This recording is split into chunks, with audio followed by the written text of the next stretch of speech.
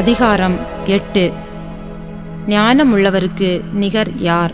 உலகில் காண்பவற்றின் உட்பொருளை வேறு யாரால் அறிய இயலும்? ஞானம் ஒருவன் முகத்தை ஒளிமயமாக்கும், அதன் கடுகடுப்பை அகற்றும். அரசருக்கு அடங்கி நட. கடவுளின் பெயரால் நீ ஆணையிட்டு கூறியபடி அரசருக்கு அடங்கி நட. அரசர் தாம் விரும்புகிறபடியெல்லாம் செய்பவர். எனவே அவர் முன்னிலையிலிருந்து பதற்றப்பட்டு போய்விடாதே. அவரை எதிர்த்து கிளர்ச்சி செய்யாதே. மன்னர் சொல்லுக்கு மறுசொல் இல்லை, எனவே ஏன் இப்படி செய்கிறீர் என்று அவரை யார் கேட்க முடியும்? அவரது கட்டளைக்கு கீழ்ப்படியும் வரை உனக்கு தீங்கு வராது. அவர் சொல்வதை செய்வதற்குரிய காலத்தையும் வழியையும் ஞானமுள்ளோர் அறிவர். ஒவ்வொரு செயலுக்கும் ஒரு காலமுண்டு, செய்ய வேண்டிய முறையும் உண்டு. ஆனால் அவல நிலையிலுள்ள மனிதரால் என்ன செய்ய முடியும்? ஏனெனில் வாழ்க்கையில் என்ன நடக்கும் என்று மனிதருக்கு தெரியாது. அது எப்படி நடக்கும் என்று அவர்களுக்கு சொல்வாரும் இல்லை. காற்றை அடக்க எவராலும் இயலாது. அதுபோல தம் இறப்பின் நாளை தள்ளி போடவும் எவராலும் இயலாது. சாவு எனும் போரினின்று நம்மால் விலக முடியாது. பணம் கொடுத்தும் தப்ப முடியாது. நல்லாரும் பொல்லாரும். உலகில் செய்யப்படும் செயல்கள் அனைத்தையும் பற்றி சிந்தனை செய்தபோது இவற்றையெல்லாம் கண்டேன். ஒருவர் மேல் மற்றவர் அதிகாரம் செலுத்துவதால் துன்பம் விளைகிறது.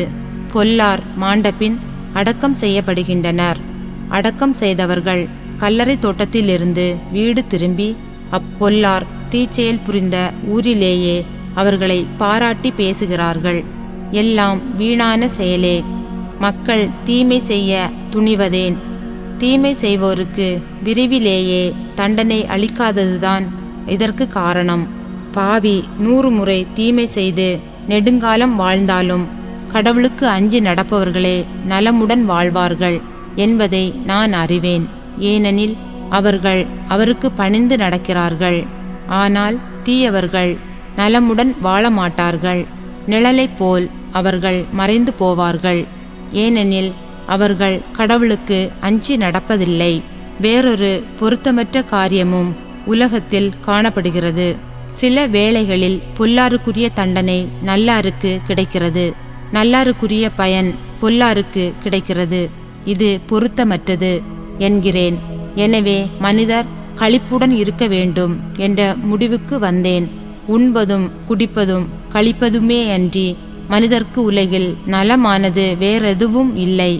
உலகில் கடவுள் மனிதர்க்கு அருளும் வாழ்நாளில் மனிதரது உழைப்புக்கு கிடைக்கும் நிலையான பயன் இதுவே.